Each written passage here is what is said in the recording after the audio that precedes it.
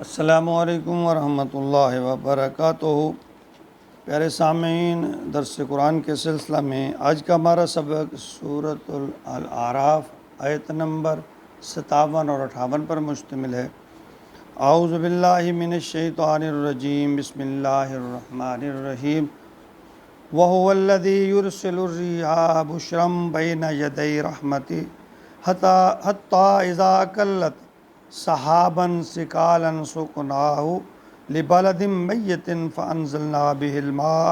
فأخرجنا به من كل الثمرات كذلك نخرج الموتى لعلكم تذكرون والبلد الطيب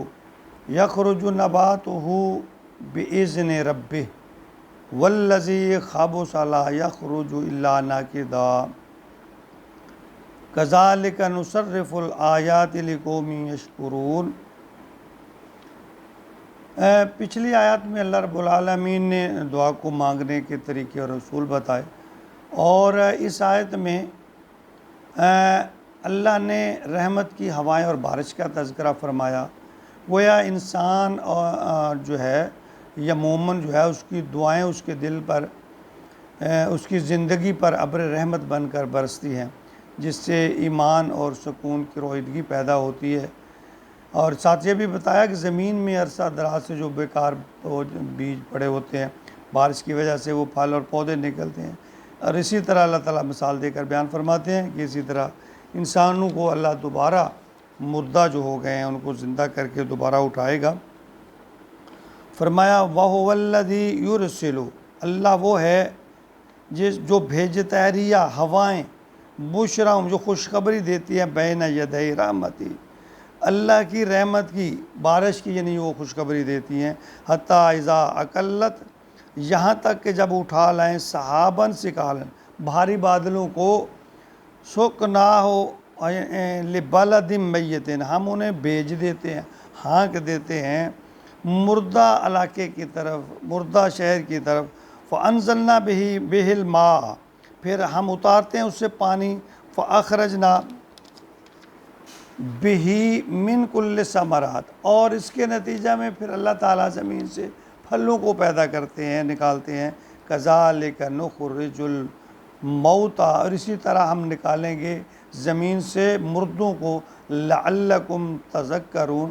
تاکہ تم غور کرو، یعنی ایک مثال اللہ تعالیٰ نے یہاں بیان فرمائی ہے۔ والبلد الطیب، اور جو پاکیزہ زمین ہے، یخرج نباتہ باذن ربہ، اس میں سے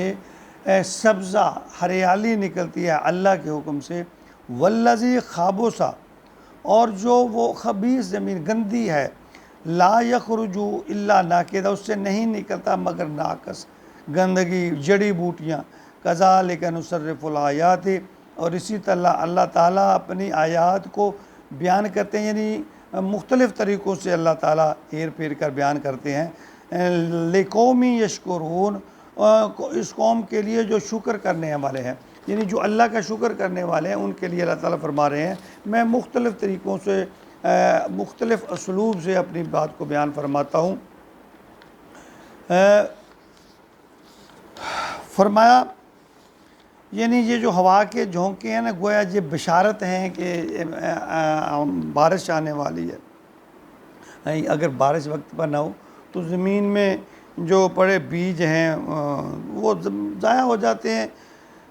تو ٹھنڈی ہوا کے جھونکے جو ہیں وہ برہان رحمت، یعنی اللہ کی رحمت کی ہمیں خوشخبری سناتے ہیں۔ اللہ فرماتے ہیں کہ میں پہلے ہواؤں کو بھیجتا ہوں، یعنی امید کی کرن پیدا کرتا ہوں۔ اکبر میں حتی اذا اقلت سحاباً ثقالا، یعنی وہ ہوائیں اٹھا لاتی ہیں، بڑے بھاری بادلوں کو اٹھا کے لے آتی ہیں۔ یہ دیکھیے فضا میں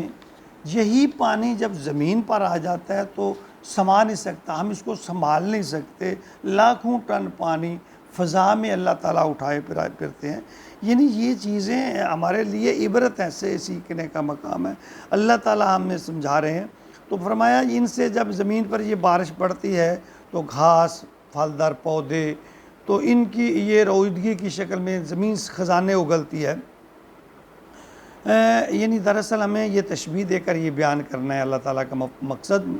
کہ دیکھو جس طرح میں مردہ زمین سے جو پڑے بیجوں کو بارش کے بعد نکالتا ہوں، اسی طرح میں زمین میں جو مرے پڑے لوگ ہیں، مردہ ہیں، ان کو اٹھاؤں گا، اٹھا سکتا ہوں، اسی طرح ان کو پیدا کر سکتا ہوں۔ یعنی حیات بعد الموت کی جو کیفیت ہے اس کو ایک آسان طریقے سے اللہ تعالیٰ نے یہاں بیان فرمایا ہے۔ اور پھر آگے فرمایا کہ یہ جو یعنی والبلد الطیب یخرج، ایک اس میں پھر اللہ نے فرمایا کہ اچھا جو دل ہے نا، یہ مثال تو زمین کی بیان فرمائی ہے کہ اچھی زمین سے اگر بارش ہو تو اس فائدہ ہوتا ہے، وہاں سے اچھی چیزیں نکلتی ہیں، خوشبودار پھلدار پودے، اور زمین بنجر ہے تو پھر وہاں سے اللہ تعالیٰ فرماتے ہیں خراب چیزیں نکلتی ہیں۔ یعنی انسان مثال دے کر فرمایا کہ انسان کا دل اگر اچھا ہے تو اللہ کی رحمت کارگر ثابت ہوتی ہے، تو اللہ کی انسان پر اس کے اثرات آتے ہیں۔ اور انسان کا اگر دل درست نہیں ہے، دل میں کھوٹ بھرا ہوا ہے، خباثت بھری ہوئی ہے، تو اللہ فرماتے ہیں وہی خباثت پھر باہر نکلتی ہے، اللہ کی رحمت بھی اس پر کارگر ثابت نہیں ہوتی، اللہ کی رحمت کے اثرات بھی اس پر بہت کم پڑتے ہیں۔ تو اللہ تعالیٰ نے اپنے احکامات کو بار بار مختلف اسلوب کے ساتھ جو ہے انسانوں تک بیان فرمایا اس سے وہی لوگ مستفید ہو سکتے ہیں جو ہوں گے جو اللہ تعالیٰ کا دل ڈرتے، جو خوف ہے وہ دل میں رکھتے ہیں، جو تقوی رکھتے ہیں۔ یعنی اصل میں ان آیات کا جو بیان ہے، اس میں اللہ کی نعمتوں کو غور کے ساتھ ساتھ عبرت پکڑنے کے لیے ہمیں تدبر و فکر کرنے کی دعوت دی گئی ہے کہ جو لوگ مرنے کے بعد دوبارہ زندہ ہونے پر شک کرتے ہیں، ان کے لیے سوچنے اور یعنی سمجھنے کے لیے اللہ تعالیٰ نے تدبر و تفکر کرنے کی دعوت دی ہے کہ جس طرح زمین ابر رحمت کے بعد پھر پودے پھلدار پودے پیدا ہوتے ہیں، تو اسی طرح اللہ فرماتے ہیں مردوں کو زندہ کرتا ہوں۔ اور دوسری طرف یہ فرمایا کہ جو اچھے دل والے ہیں ان پر اللہ کی یعنی اچھی زمین ہے تو اس پر ابر رحمت کے اچھے اثرات آتے ہیں،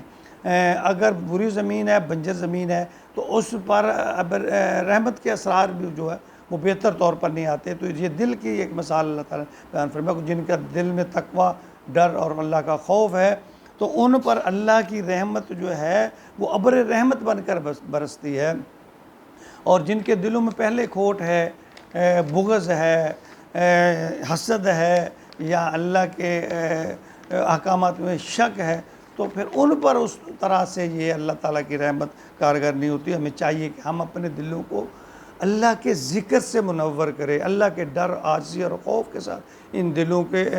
کو منور کریں، تاکہ اللہ کی جو رحمت نازل ہوتی ہے اس کے اثرات ہمارے دلوں پر بھی ہوں، ہماری زندگی پر بھی ہوں، تاکہ ہم اگلی زندگی میں سرخرو ہو کر، کامیاب ہو کر اس اعلیٰ مقام تک پہنچ سکیں جس کا نام جنت ہے۔ اللہ سب کو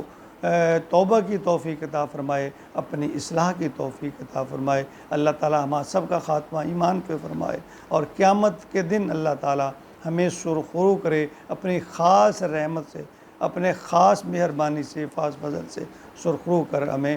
سب کو اللہ تعالیٰ جنت الفردوس میں اعلیٰ مقام عطا فرما دے۔ آمین یا رب العالمین۔